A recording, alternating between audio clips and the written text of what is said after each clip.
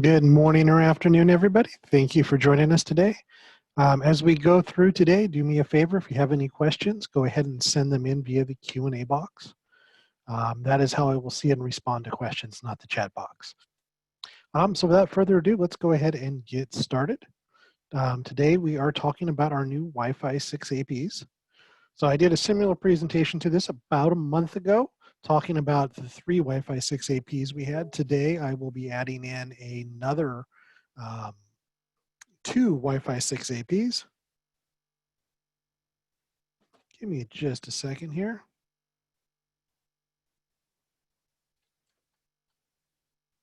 I'm having some technical issues. Give me just a second.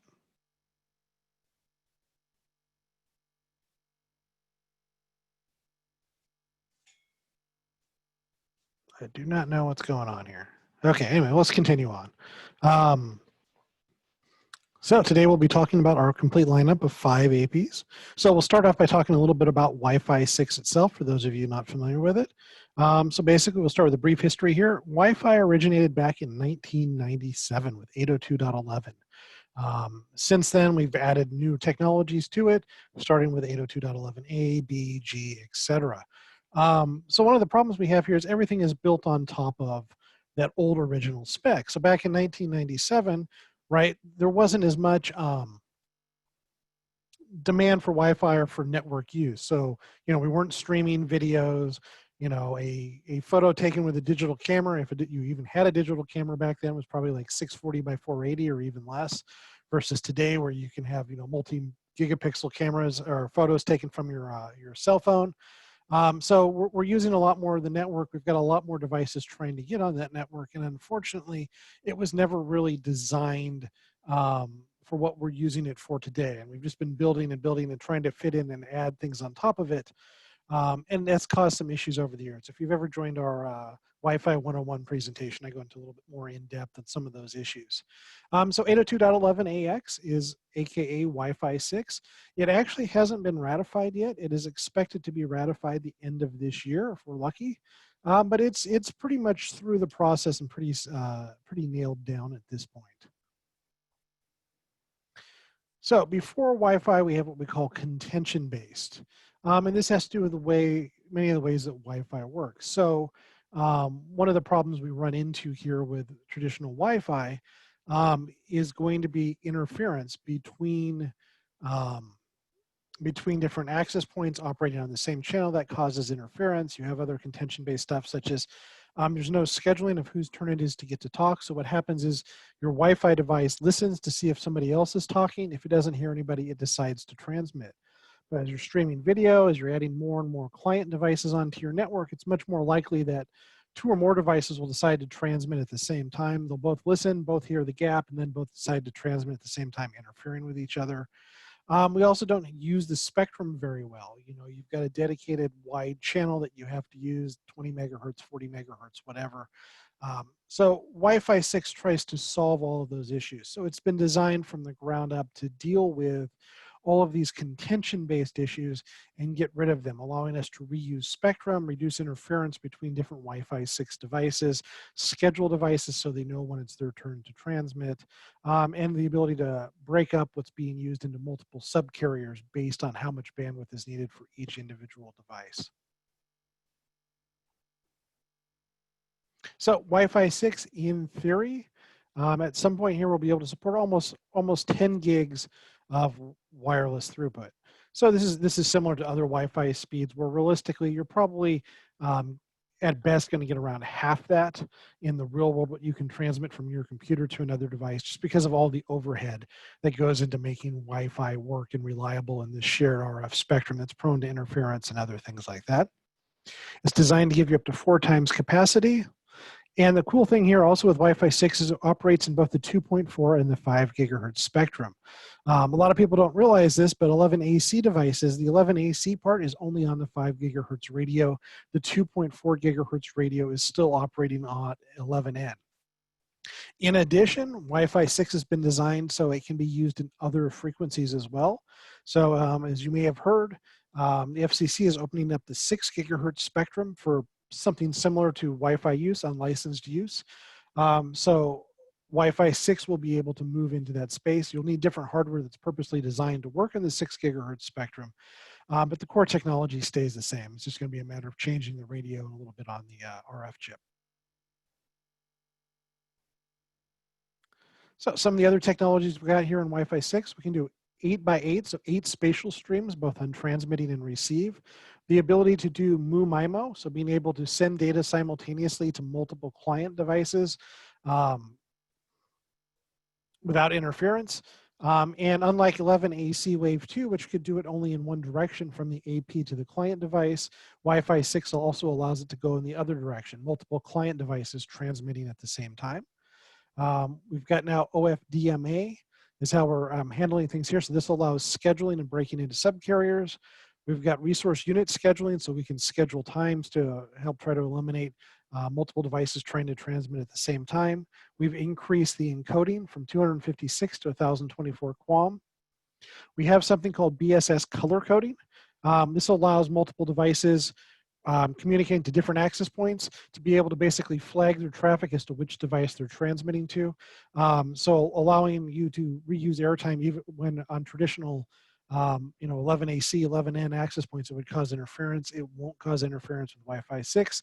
And something called TWT. Again, this has to do with energy saving and scheduling of your airtime. So here's an example here. We've got OFDM, which is what everything before Wi-Fi 6 was using. As you see, you've got dedicated channels of a certain specific width.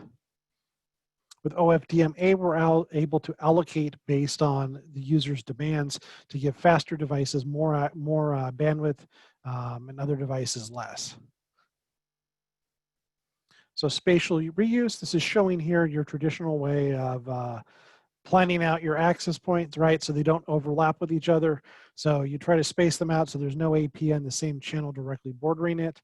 But these APs are generally much more powerful than the client devices. So these signals go really far and can cause interference over surprisingly long distances. So with BSS color coding, by color coding the transmission, you're better able to share the airtime between different devices using that same channel. This is showing us here performance improvements. So the orangish line here, this is 11AC. The yellow line up here, this is Wi-Fi 6. So you see as we add additional devices on here, the aggregated throughput on the access point remains the same, where with 11AC and 11N, as you add more devices, you start to get a drop due to those interference issues between client devices trying to communicate at the same time and having difficulty finding open airtime to transmit.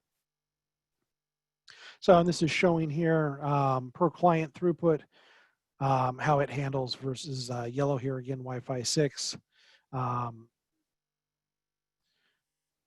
versus the orange line, which is your 11AC. So this is showing here again, we're going now with 2 APs operating on the same channel, and we see the same sort of thing. The Wi-Fi 6 aggregated throughput is able to remain basically double what the original single one was. We've got a question.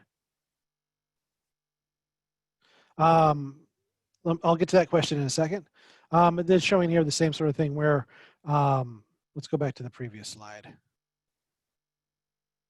So you can see here with one AP, aggregated throughput's 800 megs on Wi-Fi 6, and aggregated throughput here is 600 megs and starts to drop. So with 2 APs, so you've got 2 different APs operating in the same general area with their own set of clients, you will see Wi-Fi 6 goes from 800 megabits aggregated throughput over to about 1300 and stays flat, whereas Wi-Fi 5 or 11AC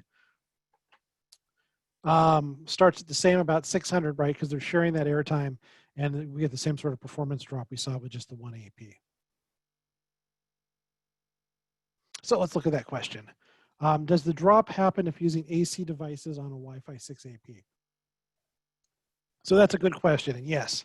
In order to get all the benefits of Wi-Fi 6, all of the devices, client devices also need to be Wi-Fi 6. So these days, there's going to be a lot of legacy 11N, 11AC devices for a while. But eventually you're going to see the move to everything being Wi-Fi 6. The iPhones already come with I'll call it pre-Wi-Fi 6 chipset in there. And you'll be seeing more and more, especially on the cell phone side of things and on the tablet side of things. So eventually everybody will move over. So think of this more as future proofing for most networks. Now, putting an 11 AC device on a Wi-Fi 6 AP doesn't completely kill the benefits. It's going to still be able to get many of these benefits for those Wi-Fi 6 devices, which are on the AP, by freeing up time and solving some of these other issues. So it's a bit of a mixed bag. The whole thing doesn't drop back to AC, but AC devices will continue to operate as AC devices, and only Wi-Fi 6 devices will be able to get some of those benefits. Brent's also asking here about utility devices, thermostats, and stales. Yeah, eventually those things will all switch over. You know, it's going to be longer on those before these switch over to Wi-Fi 6, but eventually the chips will get cheap enough that they will. But having said that, most of those devices like thermostats, smart switches, they aren't really sending any data, so they're not using any of the airtime. So they're going to have a very minimal effect on Wi-Fi 6 devices that are connected to that Wi-Fi 6 access point. It just has to do with how much airtime is being used for those legacy devices. So those small things that really send nothing aren't really going to have that much of an effect on the overall network performance. All right, we'll continue on here. So it's just showing sort of a comparison here, some of the improvements. In theory, here we've got Wi-Fi 4, aka 802.11n. So, you know, maximum theoretical speed was 600 megabits per second. If you were doing 2 channels and 80 megahertz, 108 megabits per second. 4x4, 80 megahertz gets you up to the 600. So Wi-Fi 5, 11 AC, we went up from 600 in theory up to 6.9, although there's very few 11 AC devices that support those speeds. But the theoretical was there. As 2x2 operating under 80 megahertz was 866 megabits versus 108. And we could get up to 1.7 gigabits per second with a 4x4, which is a much more standard configuration of a Wi-Fi 5 device. So with Wi-Fi 6, we go from 6.9 up to 9.6.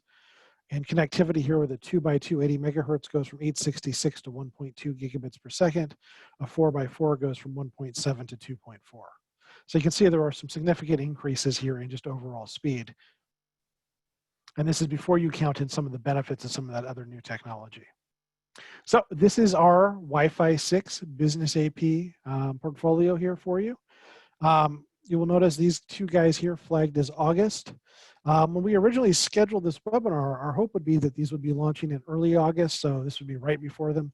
Unfortunately, these 2 guys, we're probably looking at the end of August right now as far as the launch goes. Part of that just has to do with shipping issues we have these days. For those that don't know, international shipping's been cut back. They're running less boats. And on top of all of that, the port is actually operating at about half staff. So at this point, items that ship to us from Taiwan actually spend more time sitting off the shore of California waiting for the port to bring them in than it takes for them to actually go from Taiwan to the United States. So unfortunately, that's still slowing things down and causing us some issues, but these will be here hopefully by the end of August. I believe this guy will be here first, and then this one will follow shortly after. So let's start by talking about what we have today. We've got here the NWA110AX, the WAX510D, the WAX650S. All 3 of these guys are available today and should be in stock at most of our distributors. If they're not in stock at your distributor can still get them and drop ship them or order them in for you. So let's start talking a little bit about these guys. We'll start with the NWA110AX. So using our current models or our previous models, this would be similar to an 1123 series product. It's a 2x2 on both radios. And that's also something to talk about here. Our Wi-Fi 6 APs are Wi-Fi 6 on both the 2.4 and the 5 gigahertz radio.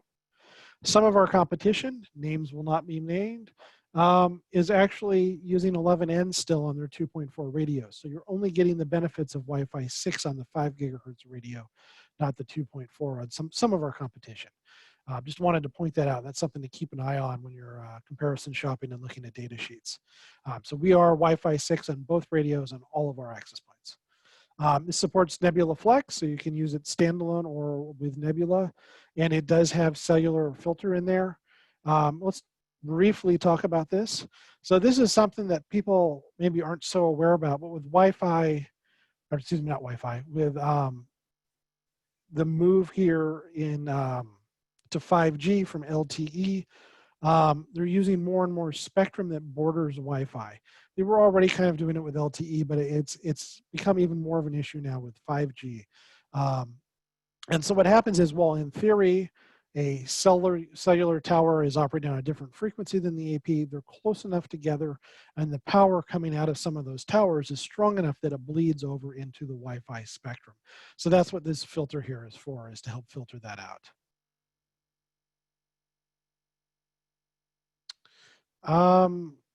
Let's take a pause for another question. This is from Brent. We go into more, Brent is asking why the discrepancy between theoretical and actual.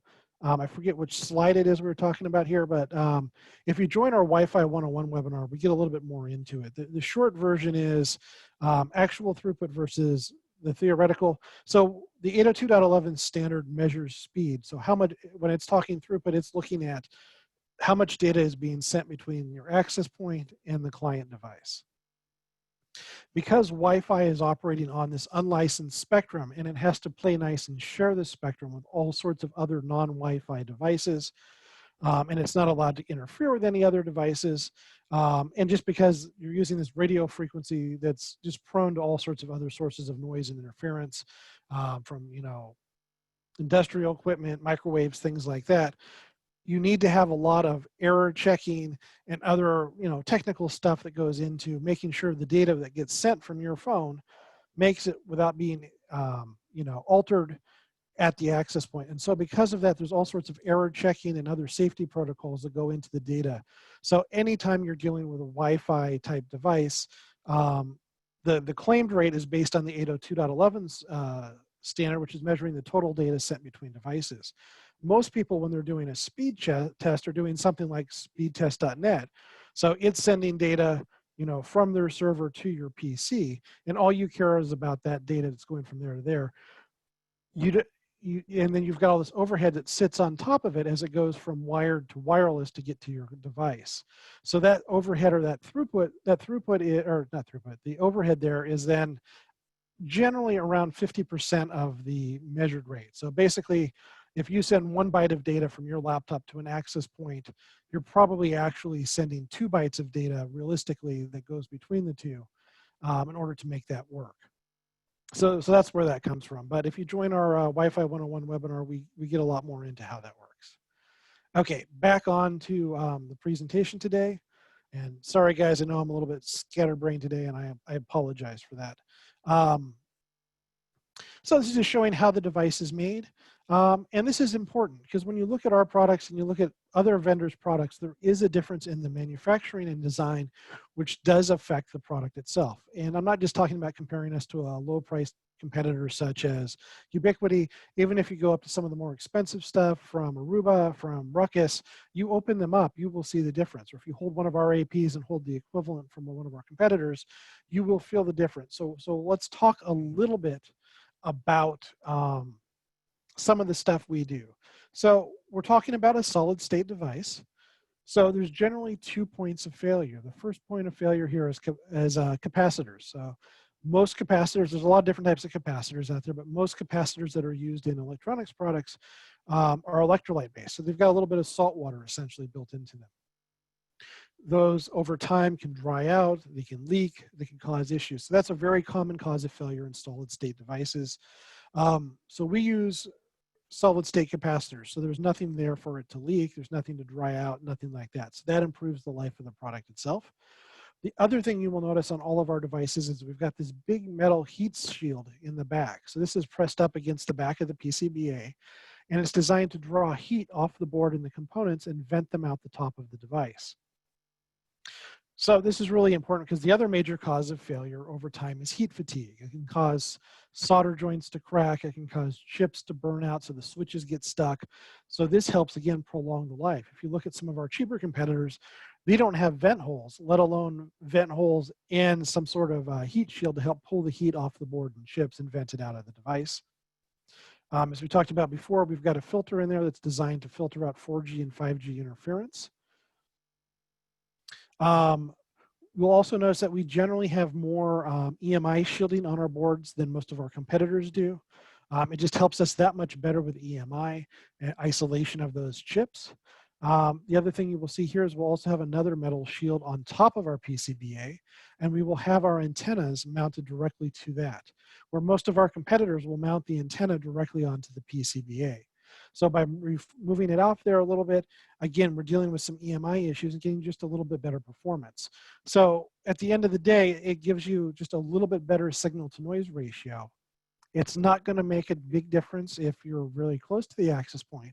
But if you've got a marginal user case where they're at the edge of the reception ability, it's the difference between a really frustrating non-working connection and a slow but reliable connection that you can have. We've also built in surge protection. I forget the voltage off the top of my head, but we have surge protection through the Ethernet port to make sure nothing gets fried by a power surge that comes over that, either from static discharge or a failing PoE injector. The next model here is the WAX510D, very similar to the NWA110AX, 2x2 on both radios.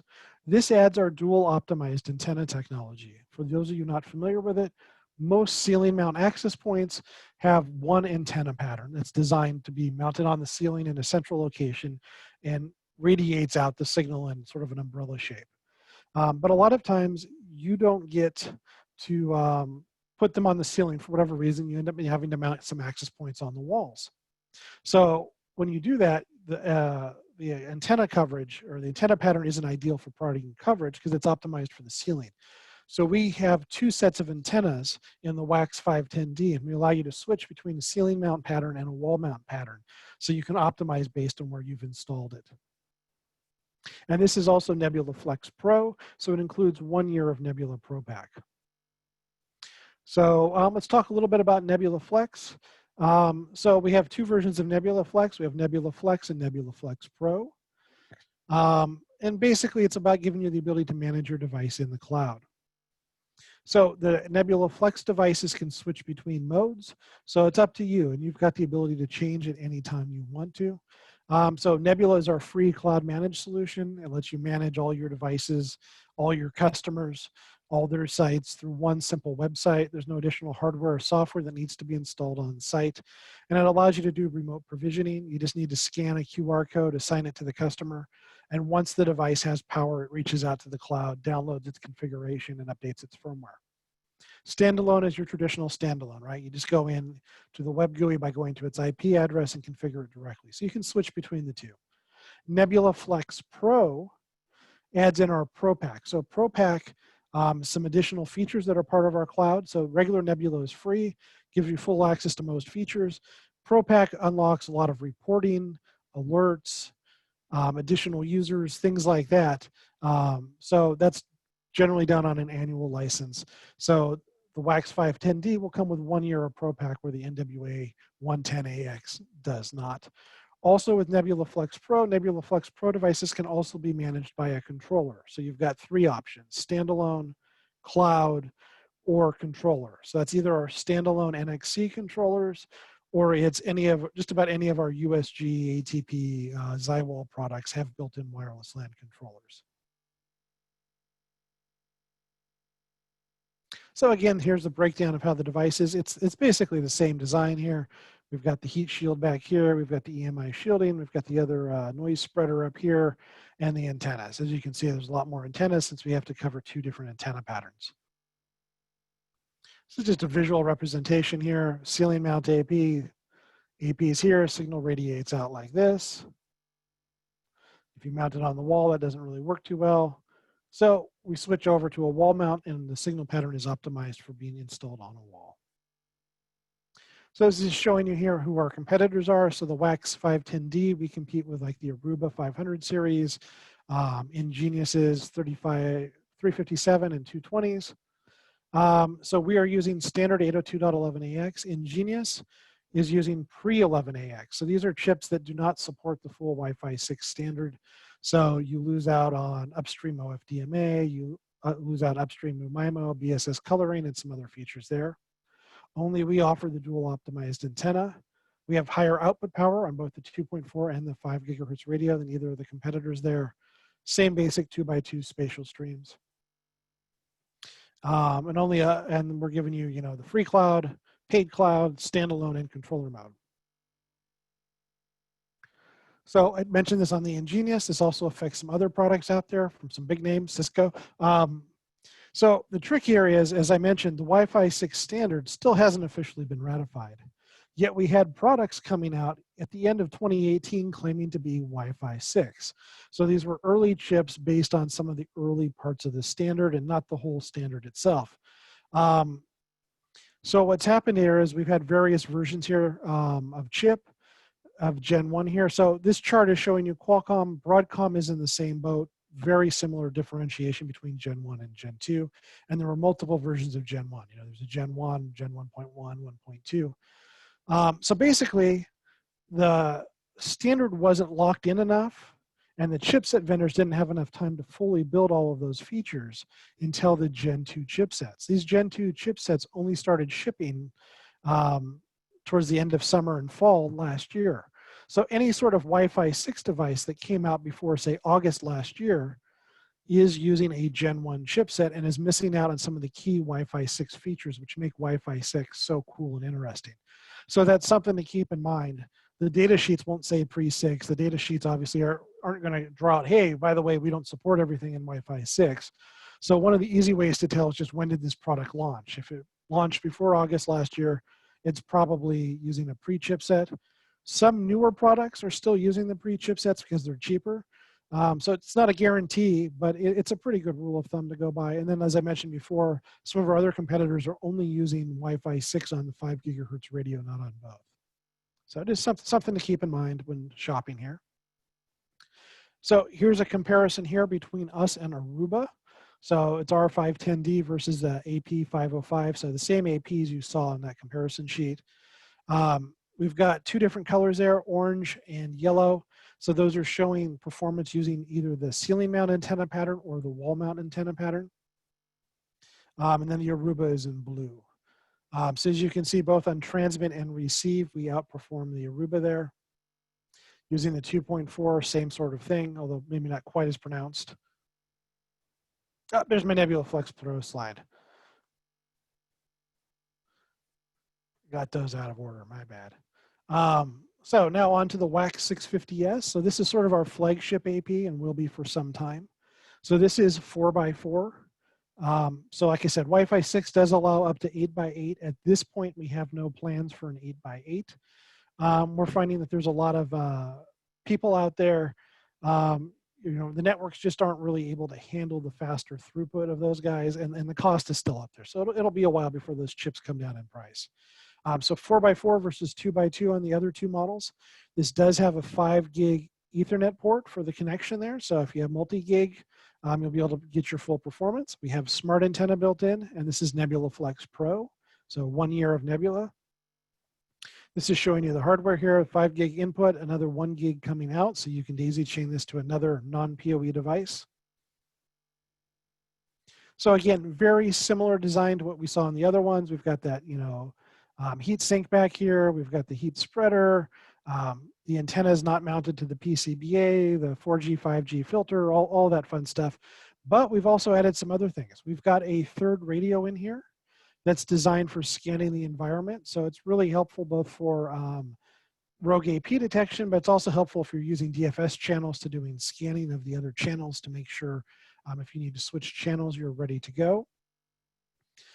This also supports BLE, so Bluetooth Low Energy for doing beacons. Sorry, I'm just looking through the questions. Most of these questions here I'll get to at the end, guys. But I do see them and I will get to them. So hang out here towards the end. So this is the ability to do Bluetooth beacon support. It's a little bit complicated. So if you're interested in doing it, let me know or let your salesperson know. It's one of those things where it requires integration with a third party, which manages the other side of the solution, the software side. So we need to be sure we integrate with that. But it is there and it is an option for the right environment. So let's talk briefly about smart antenna. So smart antenna is something that Zyxel has offered for a long time. If you've sold Ruckus products, you're familiar with it. Us and Ruckus are the two big names that use smart antenna. Aruba doesn't, Meraki doesn't, Netgear doesn't, Ubiquiti doesn't. So if you're not familiar with us or Ruckus, you're probably not that familiar with smart antenna technology.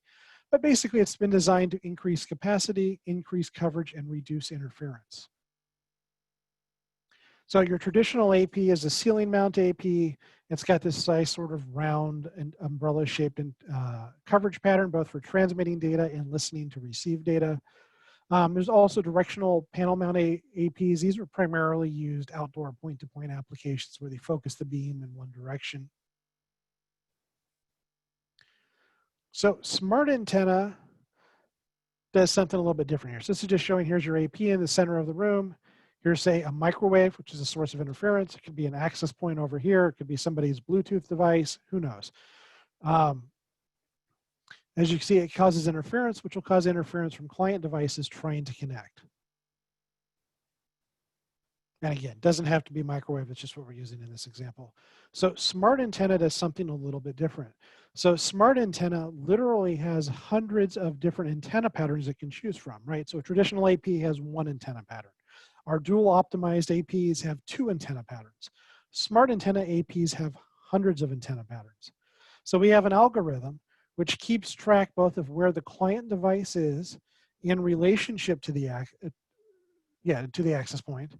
And it also pays attention to other sources of RF interference. And it'll choose the antenna pattern, which focuses the beam in the direction that the client device is, while simultaneously basically ignoring sources of interference coming from other locations. So there's nothing special that needs to be done on the client. This works with any client device. And unlike some of the other like beamforming technologies, this works in real time even on mobile users as they walk around and move. So it makes a huge difference in performance, especially in crowded environments where you've got a lot of access points in the same area, or you've got a lot of users in the same area. So, you know, hotels, apartment buildings, office buildings, conference centers, smart antenna is fantastic. So here's the breakdown of us versus Cisco, Meraki, Aruba, and Ruckus. So just I'll answer Brent's question real quick. Yeah, the Wi-Fi 101 webinar, we talk a little bit more and go a little bit more in depth onto a smart antenna. We do have some examples there, some real world testing we've done, and provide some links to some third-party testing. That's part of our Wi-Fi 101 webinar. So yes, please, next time we have one of those, join. And my PowerPoint got confused. There we go. So you can see here, we've got smart antenna, Ruckus has smart antenna. None of these guys have smart antenna. You can see again, our power output is stronger than all of our competition on the 2.4 radio and stronger than all of our competition, except for Ruckus, who we match in output power on the 5 gigahertz radio, all over 4x4. And we've got the multi-gig Ethernet port on there doing up to 5 gigs, where the Cisco and Meraki only do 2.5G. Ruckus only does 2.5G. And again, this operates in all three modes: standalone, cloud, or controller managed. So here's some quick performance testings here. So this is comparing us to the equivalent Aruba product. And you'll see here that it makes a huge difference here on the performance. This is 2.4. So in this case, Aruba's 2.4 is a Wi-Fi 6, but it's only a 2x2. So that's part of the difference you're seeing here, but you can see even, you know, it makes a difference over distance here. 5 gigahertz, both us and Aruba are 4x4, and you maybe expect the throughput difference between us to be smaller, but no, you still see a huge difference in throughput with us versus Aruba, particularly out in the real world where there are noise floor issues and interference issues. So let's summarize what we've gone over here. These two models are both 2x2. Both of these support Nebula. So the main differences between these two models, the NWA110 and the WAX510D, is the dual optimized antenna and the fact we're giving you 1 year of Nebula Pro out of the box. So when you're looking at the two, that's what the main difference is going to be between those two.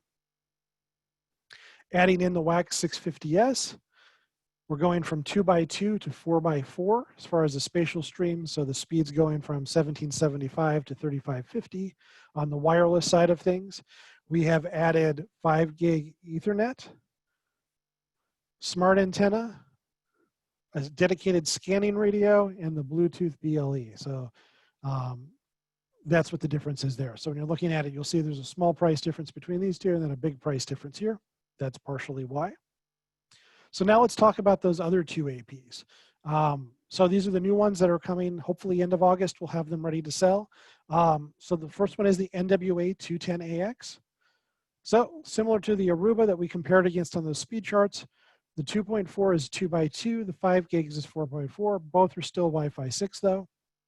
We've got a 2.5 gig uplink port, and we've still got Nebula Flex and that cellular filter. This is what the guy looks like, so very similar in the output here. The WAX510D, again, same thing as the 210D, so 4x4 on the 5 gig, 2.2 or 2x2 on the 2.4. This upgrades though from a standard antenna to the dual optimized antenna, upgrades you to Nebula Flex Pro. It still has the 2.5 gig uplink.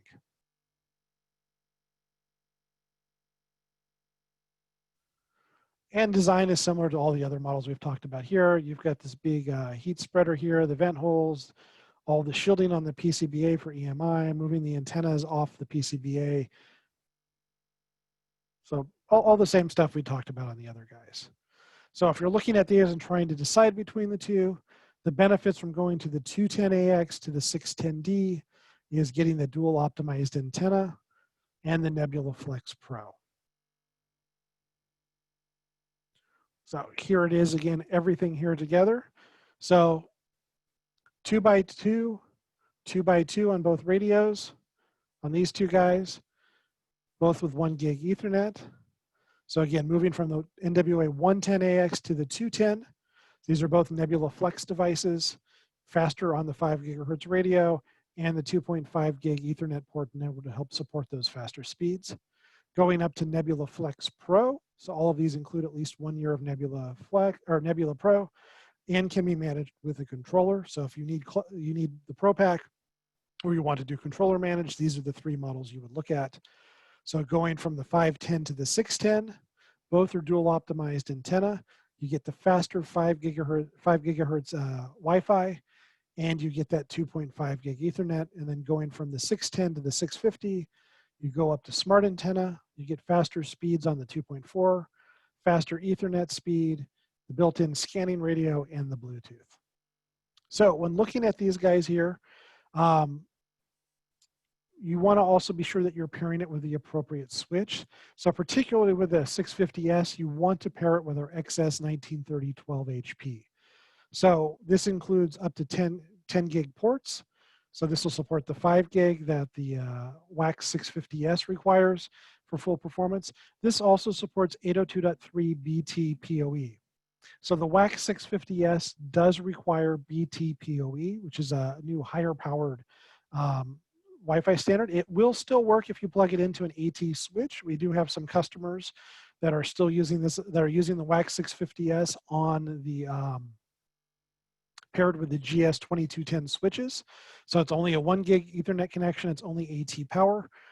They aren't really concerned about the maximum theoretical performance. They're more interested in the smart antenna technology and the benefits they get from that, because these are being used in hotels. In theory, in the future, they could always upgrade their switches later and get the full power. So if you use the WAX650S on a standard .AT switch, it'll operate at 2x2 instead of 4x4, but it still will work just fine. And then all of these new APs use our new mounting bracket you see here. You can buy our clips and they'll clip onto the T-bar. And those clips are ridiculously cheap. It's like $20 for 5, or probably even less than that. So you can clip it to a T-bar without having to put any holes in your drop ceiling. But it can also work on round junction boxes. It can work on rectangular outlet or wall boxes, as well as being mounted directly to a wall or ceiling with screws. So really flexible with how you can mount this with the included mounting bracket. And look, we've got a little animation. So that is it for today. I'll start going through the Q&A now. If you have any questions, send them in using that Q&A interface. Before I get to those, I do just want to just remind everybody, we do have a user forum, forum.zyxel.com, where you can post things, reach out and talk to your other Zyxel users. Unlike a lot of the other user forums out there, it is monitored by our team and our headquarters. So both R&D and tech support do keep an eye on it and do respond to stuff there. So if you've got an issue or a question, you don't want to call in, it's not worth, opening up a ticket, you can just post it there. Maybe get some help from some of your other users who have encountered the same situation. Or you might get some help from our support team or R&D team explaining what's going on. It's also a good place to post feedback. And then my email is up there on the screen. You can reach out to me offline with any questions you have, provide me feedback on today's presentation. My email is ShawnR, SHAWNR @Zyxel.com. For those of you that are just dialed in. So now I'll start getting to the questions. So Brent was asking PoE, AT, or AF. I forget which one you were looking at. So all of these access points are 802.3 AT PoE, so 30 watt PoE, except for the one WAX650S. That requires you use BT PoE, so 60 watt PoE, in order to get full performance, but otherwise it will work on AT. So all the access points, 30 watt AT PoE will work. Maximum performance on the WAX650S, you do need BT. Brent was asking about interfacing with RMM or PSA tools. That's not ringing a bell with me right now, so probably the answer is no. But maybe I'm not thinking about this right or missing the context here. I do know we use support SNMP. So if you've got a tool such as Zabbix or SolarWinds, you can use those to monitor a lot of what's going on the devices themselves. If you're using the device in Nebula, Nebula does have an API which offers some limited functionality, so you can get access to that API for integration with other tools. And then most of these devices here will also interface via SSH, so you can create scripts to control things that way as well.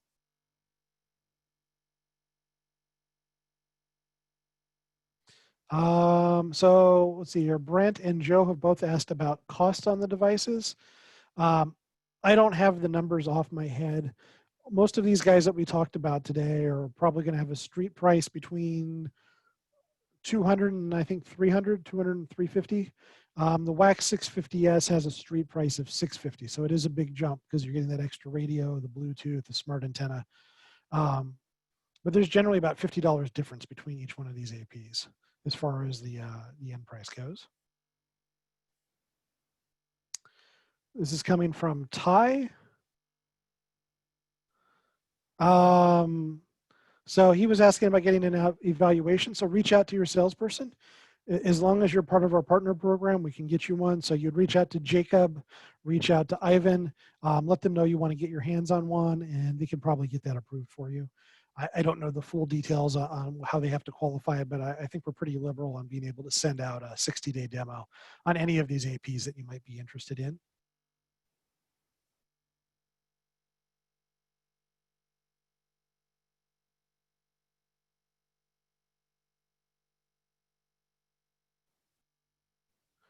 Just going through the questions here. Some of these are duplicates since I was holding off here till the end.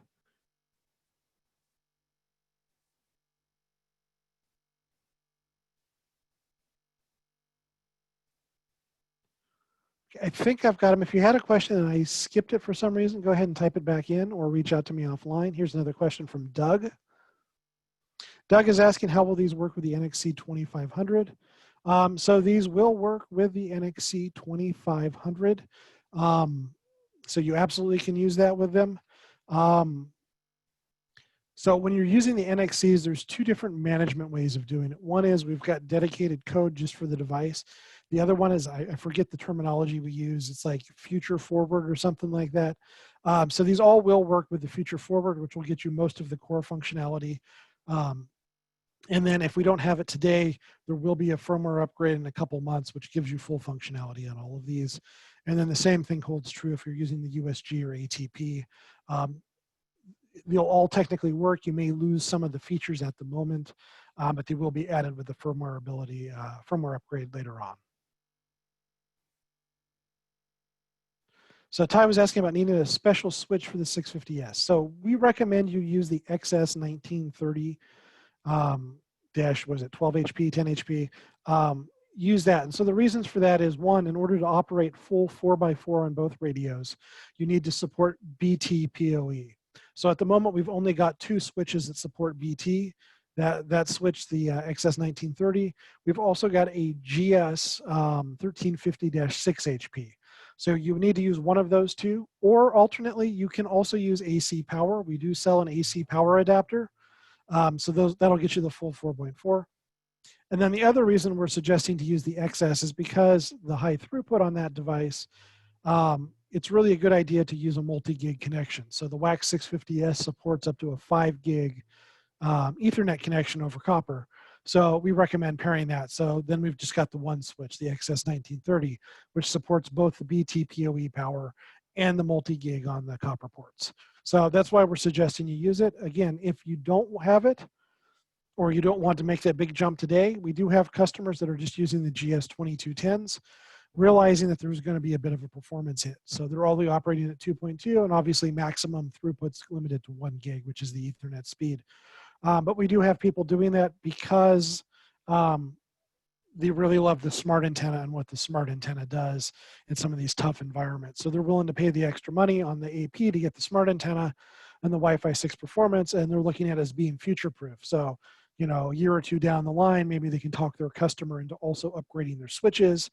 There'll probably be a lot more options available then for both multi-gig and BT PoE. So they'll eventually roll out faster switches, and then they'll immediately get an upgrade to their access points without having to change out any hardware. So same thing with the 1920. It would work just fine with the 1920. It's just you're, again, operating at 2x2 instead of 4x4, and you're only going to get a maximum of 1 gig actual throughput because that's the speed of your Ethernet connection. So again, guys, if you have any questions, Q&A. I don't have anything else pending. So if I didn't do a good job answering a question, go ahead and resend it. But yeah, thanks for joining us. Again, you can reach out to me offline anytime, provide me feedback. I know today I was a little bit scatterbrained, a little bit more so than normal on these webinars, so I apologize for that. It's been a busy day. But yeah, anything. We also are looking for any ideas you may have for webinar topics, tech talk topics, configuration topics from Marcus. We're always looking for your ideas of what sort of topics you would find beneficial. So if you have ideas for things you'd like us to do, send them to us. Let us know. You can just send it to me. I will forward it to Try. If it's about switches or firewalls, I'll send it to Marcus. If it's a more tech training. But, you know, we want these to be valuable for you. You're spending an hour of your time talking to us and listening to me. So we want to make sure you're getting some benefit out of that. So feel free to send that in offline. Brent is asking for a tour of the facility. Possible. Are you in Southern California? Once the COVID situation is over, we could probably set something up. Right now, we are not letting anybody into the office, including most of our staff, just because we don't want to have to shut down the warehouse if our warehouse staff gets sick. Obviously, if our warehouse is closed, we're not shipping product to you, so it causes a big issue for us. But yes, we have given tours in the past of our office. We're located in Anaheim, California. It's a warehouse, sales and marketing and tech support all done out of that. If you want to go to see a tour of our headquarters in Taiwan, and you're there, that might also be able to be arranged as well. You're going to have to fly yourself out to Taiwan. Doug asked if this was recorded. So yes, this was recorded. It should get posted to YouTube within 24 to 48 hours. It's under Zyxel America channel. So if you type in Zyxel America channel, you will find all of our past webinars there. They did do something funky recently where they re-uploaded a bunch of old webinars that were on our old channel. So sometimes if you're looking at the list of uploads, some of the newer webinars are actually the older webinars. So just keep that in mind. I think there's something in the description with the original date. But we had somebody do that. They missed our Wi-Fi 101 webinar. They wanted to check out a recording. And they checked out a recording from last year, and obviously the presentation's changed a little bit since last year and today. So they were like, hey, you've got all this stuff wrong. All these things are off. And it was like, well, you watched the old one because we just re-uploaded those, and that was the first one you saw. So they are there. Okay, so Brent's in Anaheim. So yeah, we could probably arrange that. Again, work out, once the COVID situation is over and, you know, Jacob is working from home, or no longer working from home, we can set something up for you to come by, absolutely. We can also do will call pickup for some orders. So that's also there for you.